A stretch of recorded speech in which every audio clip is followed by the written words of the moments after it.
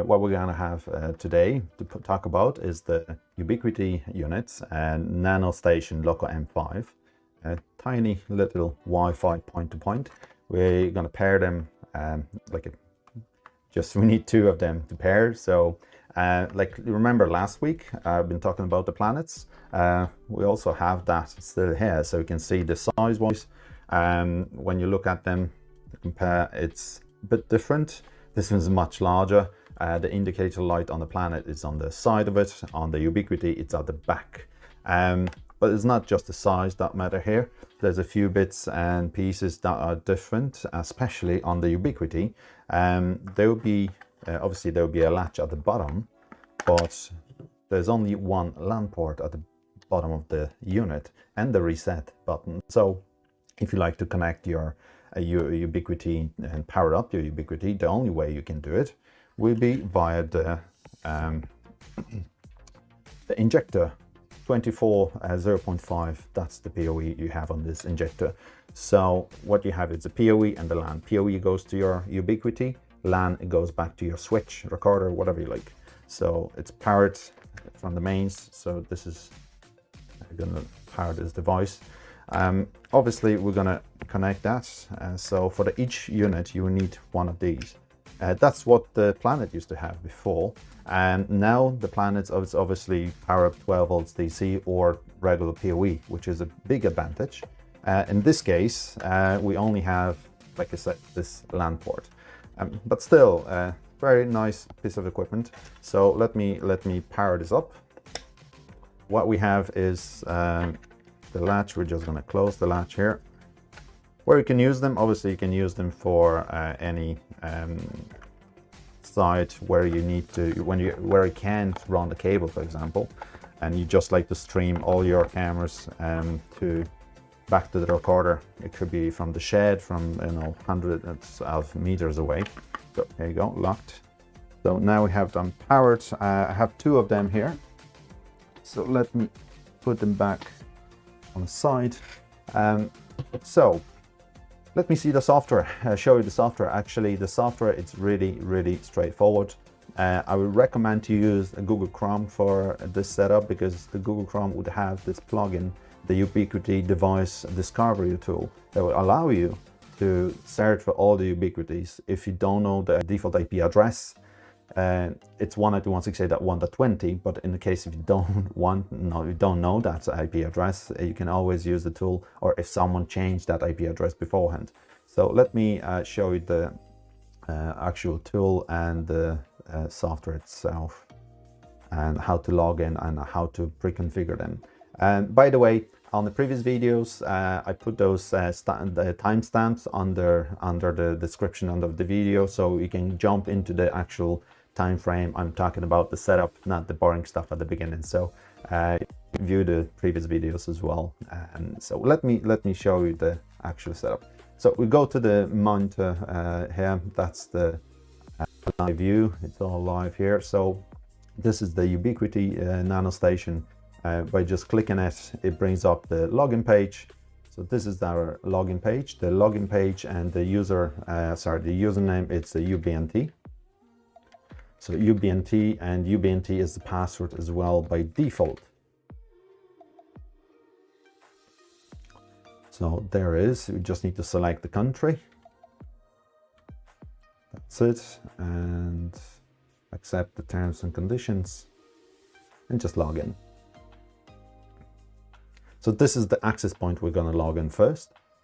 In this case, what we have is the access point, but we haven't set this up as an access point yet. So one of your devices will work as like an access point, as like a router in a house that is broadcasting wireless, and the other unit will be your client, will be like your phone, will be just receiving this signal, and they will eventually talk to each other. So in order to make them talk to each other, we need to go to the wireless settings, and in this case we just select an access point, and we need to make sure that the WDS is it's enabled. We're just going to change the SSID. We can just go with the Fortis access point, and of course we can set up the password, which is obviously highly recommended. So we're just going to put our password. You can put your own password if you like. Once we have that done, what else we have here?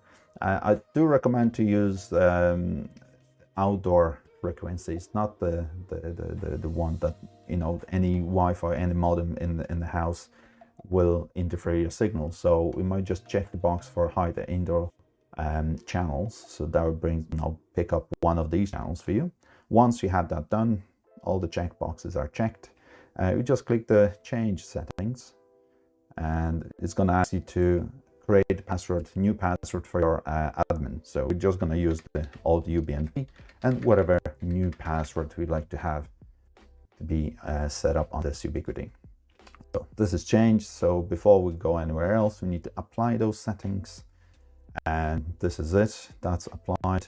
It might just take a minute for the unit to reboot now, because it's actually saving the new setup and it's going to change this unit to an access point. You can obviously have a few multiple clients connected to one access point if you like as well, in that 45-degree angle. The Ubiquitis also have this discovery tool, but also the site survey tool. So this is just loading in a second. When you do the site survey, that will this is going to be really beneficial for you, because you're going to avoid any other wireless in range, which is really good. So that comes back now. So you see there's a few tools that you can use, like a discovery tool that will show all the devices on the local network. The site survey, it's really important to do any kind of site survey, because on any stage there could be any wireless that will interfere your signal, and it could be at the same frequency, the same channel, and then you'll be just asking for trouble. So it's good to have the site survey done before you install them, and just to make sure everything is all right. You know, you have a free channel just for yourself. So once we have this unit set as an access point, so you see this is our access point.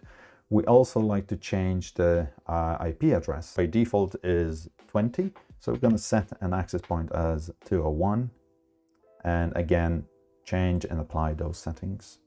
You can test those settings, so in the case if you're conflicting with any other IP address, it will revert back, and I'm going to tell you to use a different IP address in the case if you're actually conflicting with anything else. So now we just need to wait a minute for the unit to come back with the right IP address. It's already set as access point, so that will take another minute and for the unit to reboot. Once we have that done, we're going to move on to our client. So this is it. So this is 201 now. It's done and dusted. That's all it is to it. So let me reconnect my second Ubiquiti.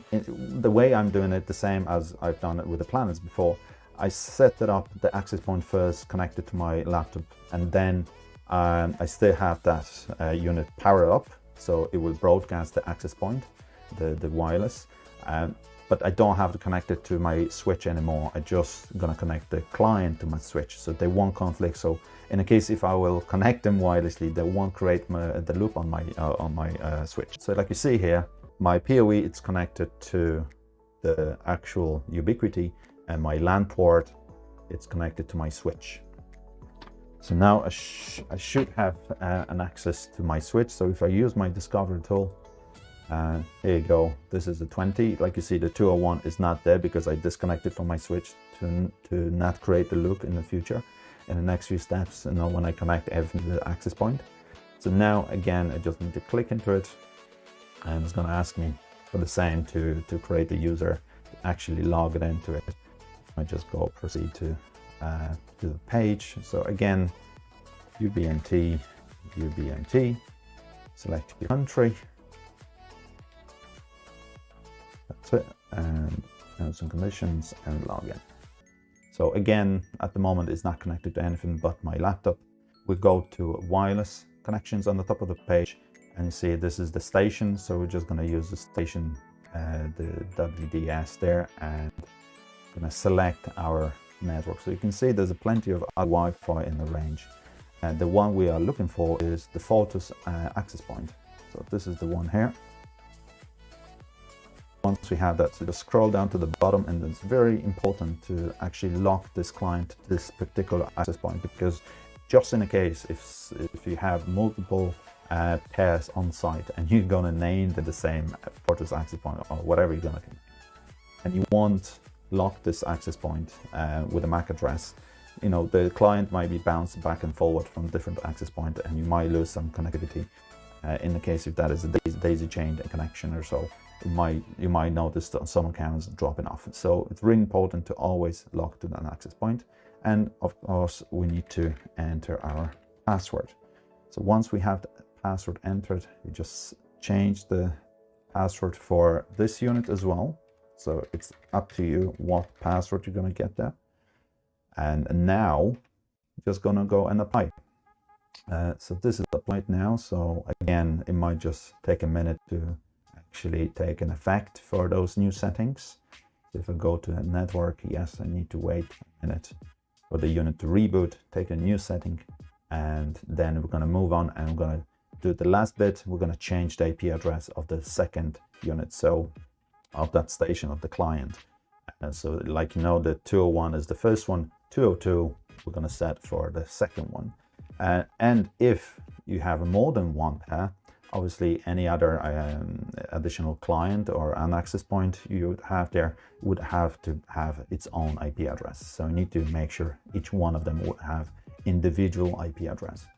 And obviously your laptop has to be on the same range in order to actually log into these units. So now we're going to set this one to 202, change it there, apply. I will save those settings, and in another minute we should have this unit back online. So when I go back to my Ubiquiti tool, I'm just going to clear that, scan it, nothing comes up yet. We need to wait for a second. So like you see, it's really straightforward. So it's like setting up the Wi-Fi router in your house. You just put your SSID, put your own password, and just save all the settings. And on the other side, you just do it like with your laptop or with your phone. You search for the access point, enter the password, and off you go. That's it. And so this should come back. So you see straight away 202 just back. So this is our client. So that could be our camera end. When you have multiple cameras on the other side, we're not connected to the switch, and then switch connected to this client. So if I clear that and scan again, here you go. So I can also see the access point. So 201 is an access point, which is broadcasting. And of course I can log in and see the status of this connection. So let me see. Remember, they've changed passwords, so there's no UBNT anymore. It's whatever password you created here. And you have the status, the quality of this connection is at 300 megabits per second, in and out, no problem whatsoever. The same as a Planet, the same speeds you can get by just connecting these as well. Really straightforward. This is all to it. Really important thing, always do the site survey. So always go and actually check what you have currently on site. So you can see it's really simple. Just by clicking the button, you can see, all right, this is the Wi-Fi in the range. So we need to avoid those channels. I need to avoid these frequencies. And you can see which one is the strongest, which is the weakest. Of course, the lower number here will be the strongest channels. So in this case, we need to make sure we avoid these frequencies that they have listed. So like you see here, this is all to it. And that's all. So if you have any other questions, if you like some help with design on the side, either with the Planets or Ubiquitis, if you're going to get any of them in the early future, you can give us a call and we're going to help you to set them up. You can pre-configure them for you if you like, but by watching this video you can see it's really straightforward and it's really simple to do. So if you have any questions, again, give us a call. If you like to check the price on any other units we have, call out your sales manager, they're going to get you on. And thank you very much and enjoy your beautiful Wednesday, and see you next time.